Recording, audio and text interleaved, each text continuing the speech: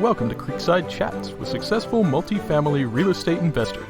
Dr. Allen chats with successful investors exploring their journey from setback to triumph. Through this window, we glimpse the truths that inspire our guests to invest abundantly and flourish in all areas of life. And now your host, Dr. Allen.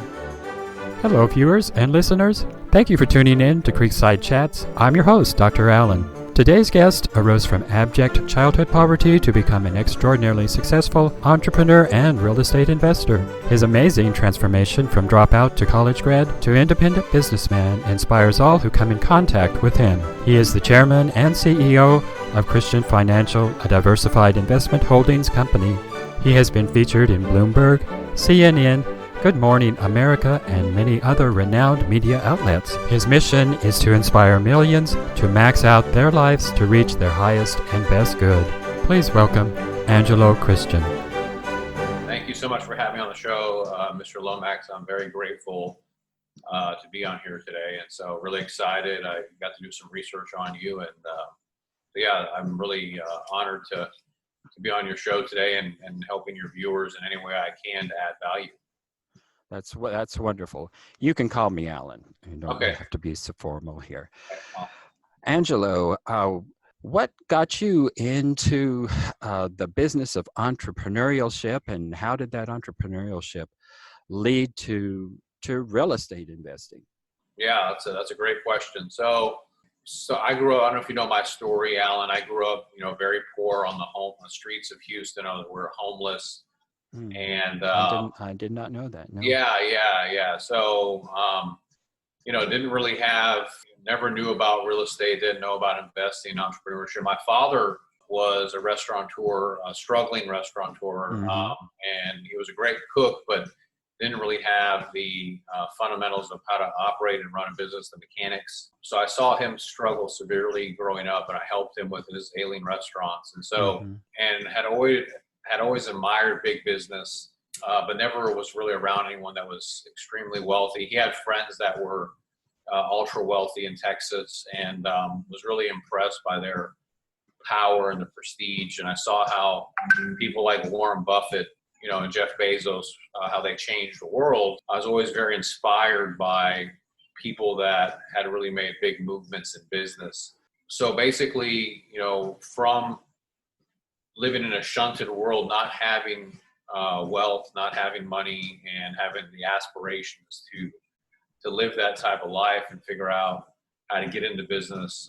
Actually went to school for finance and economics at University of Houston, Bauer College of Business, to kind of cut my teeth, kind of get, learn what the business actually was, right? Right. I dropped out of school when I was in the 6th grade. Gosh, wow. Yeah, I was morbidly obese. I weighed 400 pounds. You got to be kidding. I would never have guessed that. Yeah. So I was extremely introverted, very shy, never liked to talk to people. And now, so the idea that I'm here today to even talk with you and that you want to talk to me and interview me is, I'm extremely flattered. But the thing was that at that time, I wanted to change my life. I didn't know how to. I didn't have a reference or a mentor or a guide. I had a heart attack when I was 17 years old. Because I was so obese. My God. I almost died. So basically my life hit rock bottom. And didn't really have anywhere else to turn. So I wanted to make a change. And so I started to exercise, and I lost all the weight. I lost over 200 pounds in about 14 months, and really immersed myself in learning. And I used to hate to learn. I hated to read when I was a kid. Didn't like to read at all, just like to sit around on the couch. And so I did a huge turnaround with my life and started to devote my life into learning fitness, dieting, nutrition. And so just really immersed myself with reading. And so I read, the first books I grabbed was, Think and Grow Rich, Unlimited Power by Tony Robbins, Rich Dad, Poor Dad, Robert Kiyosaki, 7 Habits of Highly Successful People. So basically self-help, motivation, Warren Buffett. I read a ton of biographies on people like Abraham Lincoln, people that really changed the world, Christopher Columbus, Jeff Bezos, big people in business. And from all this, it inspired me that, hey, I got to change my life. I got to do something bigger, something grander. So I went to U of H, University of Houston, Bauer College of Business, got my degree. So that was kind of the catalyst I read probably about 200 books and about, I would say about 5 books a month. Mm-hmm. So in about 3 years, about 200 books, all on, these different things. And that kind of led to where I'm at today. And I still read. I love to read a lot of audible.com, video learning. I'm on the treadmill like with you. I'm very big into my health, like I was saying earlier. Mm-hmm. I want to constantly be fit, stay in shape, but I never want to go back to the old Angelo. Mm-hmm. And that led me into mortgage banking and finance. In 2005, I worked for AmeriQuest Mortgage Company. At that time was one of the biggest mortgage lenders in the country, by Mr. Roland Arnall, who has now passed away, was a multi-billionaire at that time, and learned the business from him on how to be successful, how to build a business with mortgage and real estate. So in 2000, I did that in 2005. I started working for Mr. Arnall, and he had over 200 locations, and they were doing several $1 billion in business. I started, what happened from the mortgage meltdown, his company got shut down. I started my own brokerage in 2007, right? Mm-hmm. And got into the mortgage industry on my own company. From there, to answer your second question, how did I get into real estate? Mortgage it's a multi-trillion-dollar industry, right? Before you go into that, I've got lots of questions here. Sure. So you dropped out in the 6th grade, but then you went to the University of Houston to study business and finance. So I'm assuming you got your GED. Was that? That's right. That's right. Okay. Sure did. So you didn't have any formal education from 6th grade to the 12th grade. That's 100% correct. Yeah. Oh my gosh. Well, your story is, fascinating, and I tell you, it is extraordinarily inspirational. And I still teach psychology at our community college here, and I can tell you, your story is going to be so inspirational for a lot of my students. Thank you. Because there's a number of my students who have come from pretty rough backgrounds themselves. But another question is, you had said that your father had a lot of wealthy friends, and in his circumstances, that's fascinating to me. How did he happen to have wealthy friends when he had absolutely no wealth himself? How did that come about? Well, it's kind of like, I think that it's a good question. I think that we all know people that in different types of economics. Like I have friends that are worth $5 billion. I have friends that are worth $10. I have friends that are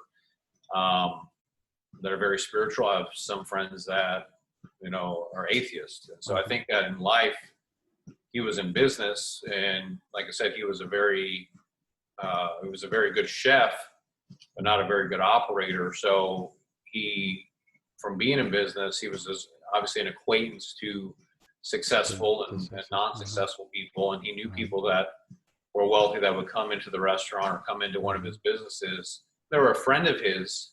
And so, but they didn't really do any partnerships per se. I would meet them.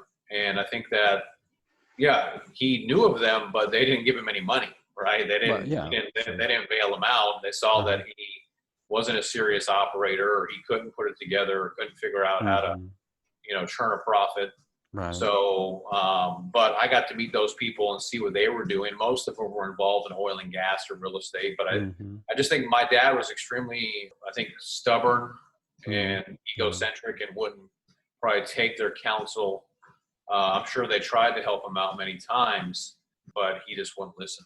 So, well, another question I have is, you said you hit rock bottom at 17, and oftentimes many of us have to hit rock bottom before we can come back up.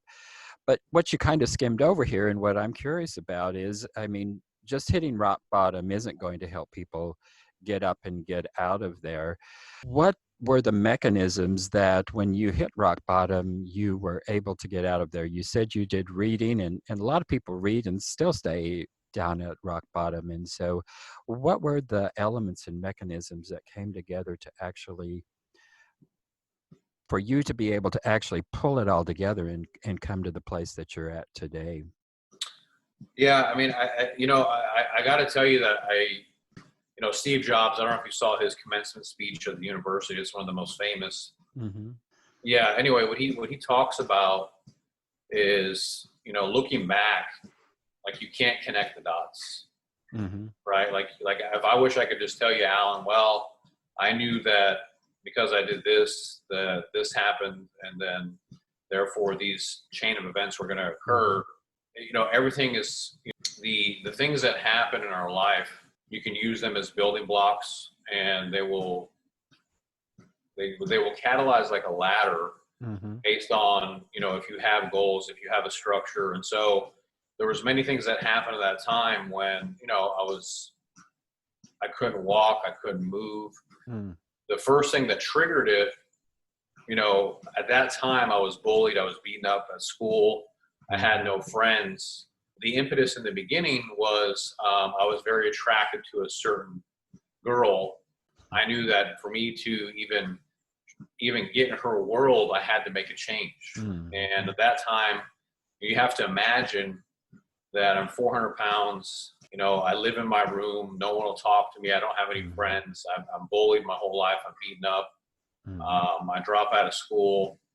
But I have this very strong emotional, physical attraction to a female. And I'm trying to figure out how can I get close to her. Mm-hmm. And I know that internally I have to change my appearance. I know that and so that's where the motivation came to change the diet and get to exercise to have the hopes of winning over her heart. So those hormones kicked in, huh? That's right. The hormones kicked in. That's right. That's good. Yeah. And that led to the catalytic events of everything else that happened. Like you get in better shape, your confidence goes up. Mm-hmm. You have more belief, you have more self-esteem. So then you're like, oh, well, I got to get to school, I got to make money. Well, if I want to have a girlfriend, then I have to have income coming in, and and then I want to be. And so one thing leads to another. Then I join a gym, I join a university. My standards go up. I hang around different people, right? And so it's all these little tiny things that I'm reading. Anthony Robbins and saying that you can control your mind. Your past doesn't equal your future. And so I realized that even though I was born into obscurity, that I can make a change with my life. I don't have to accept who I am. I can be whatever I want to be if I just control my mind and focus and go after it and master it. Right. So, but today, like if you would have asked me 20 years ago, I didn't know what I was doing. Now I'm much more conscious and deliberate with my intentions because my level of consciousness is much higher. But when I was 20 years old, it was just, you're just kind of going day by day, right? And so, but that was the initial motivation that kind of multiplied into everything else in the tree. Well, that's interesting. We all have to have something to shoot for, and I guess in your case it was love and lust, I guess. Yeah. So, but whatever works, that's great. And it was a huge step for you to come out of that, to just make those first initial stages. Right. And from what I'm gathering here, what I'm hearing is the first step was losing weight and and essentially taking control of your physiology, not just the weight, but also the exercise program, getting yourself in shape. And that was the initial step. But while you were at that, you were reading inspirational materials. Right. And then that gave you apparently that gave you the motivation, as well as seemingly the confidence to go ahead and enroll in college. That's right. That's right. And then with that, seems like things really started rolling. Well, how did things go with that infatuation? Did that turn into a long-term relationship? It did. It did, actually. It did. Yeah. So I ended up, winning over her heart, and Wow. we became very close friends. And Wonderful. so Wonderful. yeah. So it really did. So it taught me that it was a good reference that if you focus on something and you commit to it, then Mm-hmm. you can actually have it, right? Uh-huh. I had this idea in my mind. I had a vision of what I looked like. I wanted to be with her, and I went after it, and Mm-hmm. I was able to conquer it, achieve it.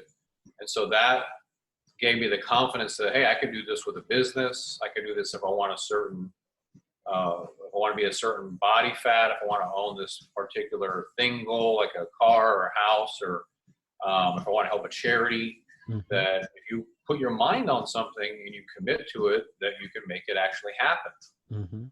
And that was very different from what I grew up in. Was, you're just a product of whatever you're born into, and Mm-hmm. just accept your fate. Right. And so I wanted to redefine that. Did you have any siblings? Oh, I do. Yeah, I Uh-huh. have. I have 4 brothers and sisters. Absolutely. Oh, wow. Okay. Were they, have they been a support system for you, or? Yeah. I mean, some of them work with me Mm-hmm. with my company. Some of them have gone on to do their own, Mm-hmm. their own type of business. But yeah, they've all. So we all grew up in the same household, same parents, Mm-hmm. and they were affected differently. Not really so much by the putting on weight or being obese, but Mm-hmm. different mental. Yeah. My father was, he was very abusive towards my mother, Uh, basically. But yeah, they all we're all a champion of one another. Like, we don't try to, mm-hmm. you know, try to knock anyone down or belittle them. We try to help everybody Mm-hmm. to go to the to the next level that they can. And we all get along Right. well today. So Oh, that's wonderful. Wonderful. Do they still live in the Houston area as well? they do. Yeah, Yeah. we all do. Okay. That's right. Well, another question I had was the mortgage company you worked for. You said that in 2007 they were doing multi-million dollars of business a year, and then all of a sudden that was just the carpet was pulled out from under them apparently, and they went belly up there. What happened with that? Well, we had the crash, The the crash, right? 2008. I think when pretty much everybody melted down. Mm-hmm. So they were part of that meltdown too. So they just weren't ready for the crash, huh? Oh no, Yeah. no. So well, okay. So I stopped you. You were starting to tell us how it is that you went from the lending business Yeah, into real estate there. yeah. It's kind of like when you're in any other type of business, like you own a grocery store, and you're reselling other vendors, products, Mm-hmm. right? If you own a grocery store and you're selling candy, and you see that the margin on the candy is 20%, Mm-hmm. but then you start to think about, oh, if I make this candy, well, maybe I can make 40%, Mm-hmm. right? So obviously in the mortgage industry, it's only one part of the real estate sector, Right. and I'm in contact with brokers, builders, title companies, appraisers Mm-hmm. every single day, because it's all part of the circle. Right. And I started to see, well, okay, this is how much the builder's making, this is how much the broker's making. Mm-hmm. And so I get very intrigued by it. So I started a construction company, a development company at that time, because they're like, hey, I can control the customer and bring them, offer them all these services, Mm-hmm. and introduce them to my developments, my construction, my lending, Mm-hmm. my brokerage. So what if we start building homes and developments? So I Mm-hmm. asked myself that question in 2008, Mm-hmm. and so then we started a construction development company, Uh-huh. right? And it worked. It worked very well, through the recession. And so obviously we're trying to figure out ways, just like Amazon, Jeff Bezos, to keep the customer in our world.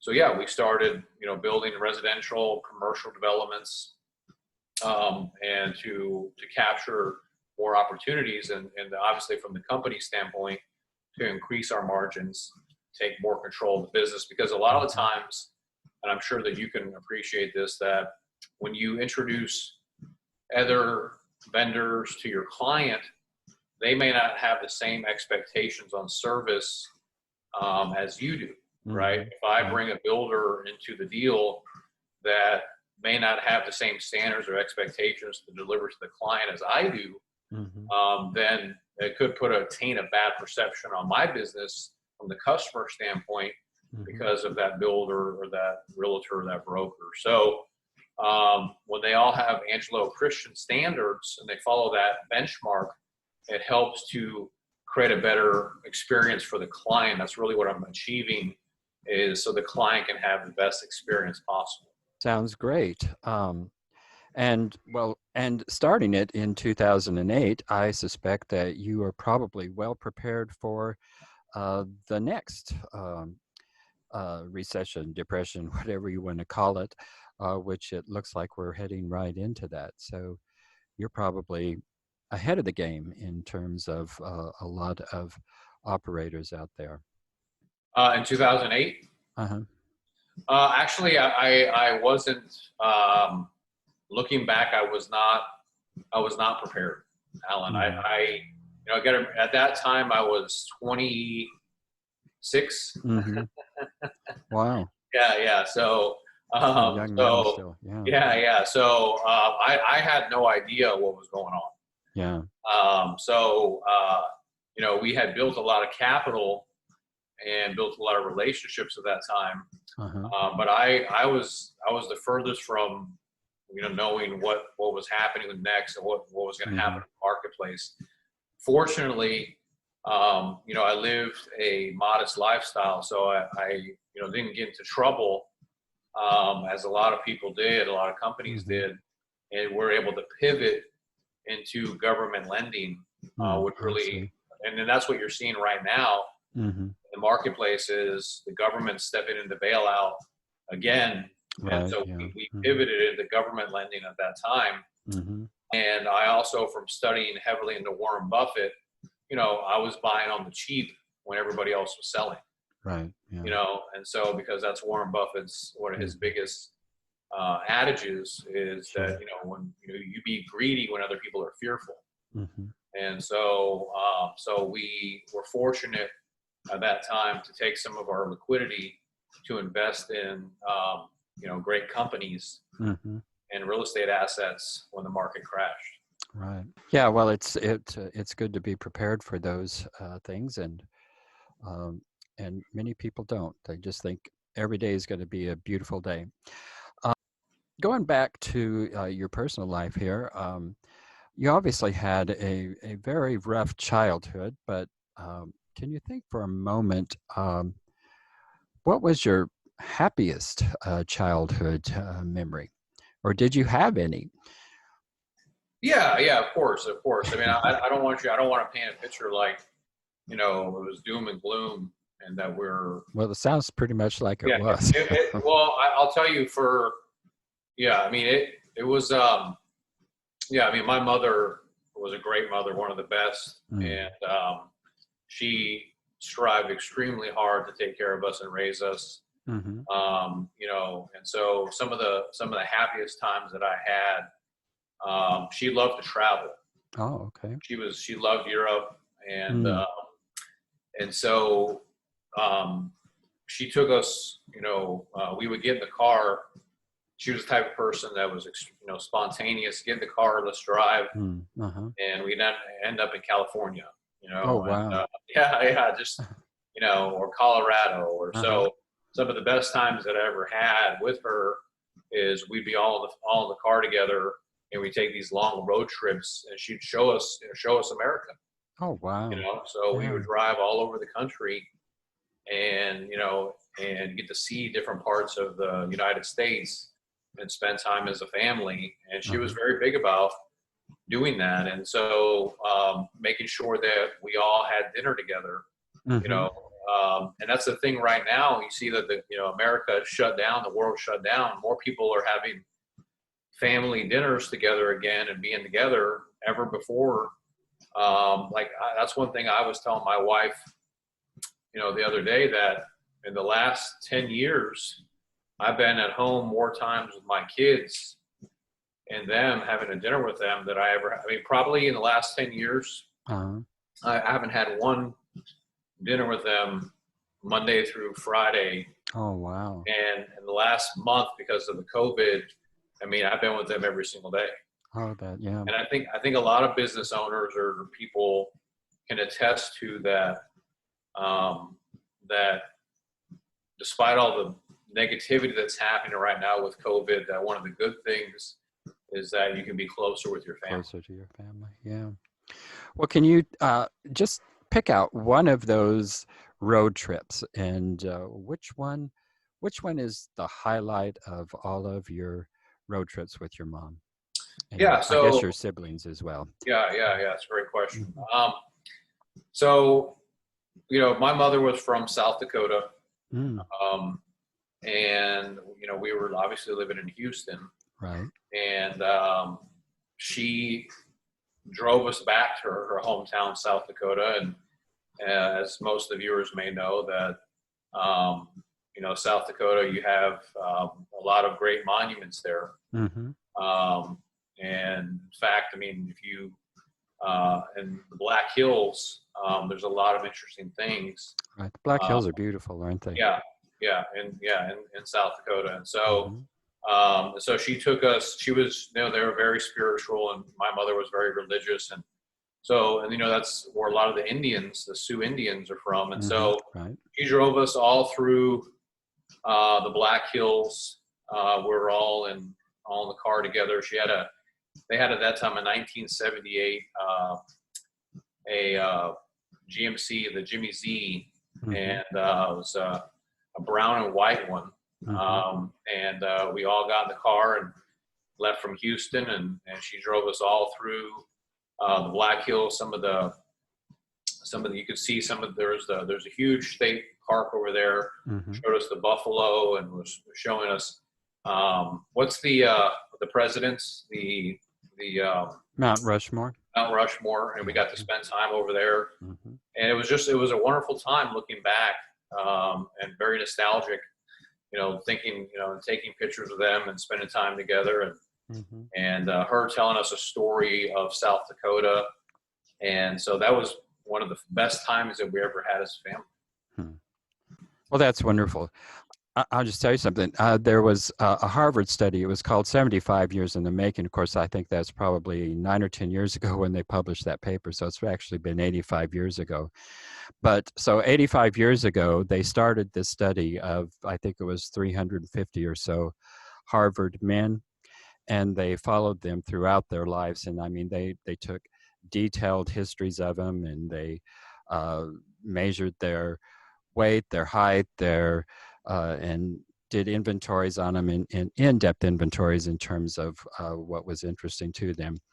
And one of the most interesting things about it is they found that there was a very high correlation between the most successful men and the warm relationships that they had with their mothers. Fathers didn't exactly, there just was no correlation in terms of future success and the relationship with their father, but relationships with mothers was a strong correlation between that and ultimate success in life. Wow. So you can thank your mother for where you are today. Fascinating story, Angelo, and I would love to have you back on the show at a future time, and we can continue this conversation. Oh, for sure. But we're running out of time here. So tell the folks how they can get in touch with you. Yeah, so I appreciate that, Alan. So, you can always follow us on our YouTube channel. It's Angelo Christian. We have a great following. We have a Real Estate Insider podcast show you can check out at Angelo Christian on YouTube. Obviously, our website is officialangelochristian.com, officialangelochristian.com, and on Instagram, officialangelo.christian. You can always reach out to us. You can call us. We're a nationwide commercial residential lender, and we do all different types of funding. And so, yeah, please reach us and message us if you have any questions, you need funding for anything. We'd love to help in any way that we can. Great. Angelo, I've got one last question for you, and following my question, I'll just give you the opportunity to share your last words of wisdom with our listeners here. But my last question is, how would you like your epitaph to read? Yeah, that's a great question. So my big thing, Alan, is that you make the most of yourself. You make every second count, and that's what Angelo Christian did. That he maxed out every single day to enrich other people to take their life to the next level. So it's no longer about me. It's how he helped to enrich other people's lives, to take them to the highest level possible with inspiration. Like you mentioned, the students at your school. Take this message that you're seeing today to show that, hey, if Angelo Christian can change his life, that his past didn't equal his future. He made a change. He made a difference. And that if you're someone out there that's struggling, but you want something more in your heart, that you can do it. Okay, you saw Andrew Carnegie, John D. Rockefeller. You've seen all these people, Mahatma Gandhi, all these great people all over in our world that have made a difference. And that Angelo did that same thing. And so when you leave this earth, you leave on empty, right? Don't waste time. There's so many people that waste time, and you cannot waste time. Time is burning, right? Like you just said, Alan, we're running out of time. Yeah. Well, that's beautiful, Angelo. So what are your last words of wisdom for our listeners? Yeah, it ties into that. You have to make every second count, to squeeze all the juice that you can out of the day, to maximize whatever you're trying to go after, whatever you're trying to be, whether it's a ballerina, a psychologist, a doctor, a lender, an investor. Immerse yourself in it and focus on mastery. To become something, be someone, and then give back to help others. You have to become somebody. Don't waste your life.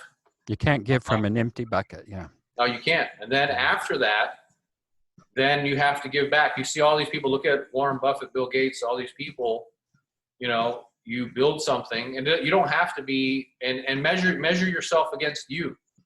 Don't measure yourself against other people, because it's not even an accurate assessment. I can't measure myself against Warren Buffett, and don't do that, because then you're going to feel sorry, and you're not going to be Warren Buffett. You're you. You're Alan Lomax. I'm Angelo Christian. And when you look at yourself in the mirror, make sure that you're doing everything you can to, like Ralph Waldo Emerson said, make the most of yourself, because that's all you got.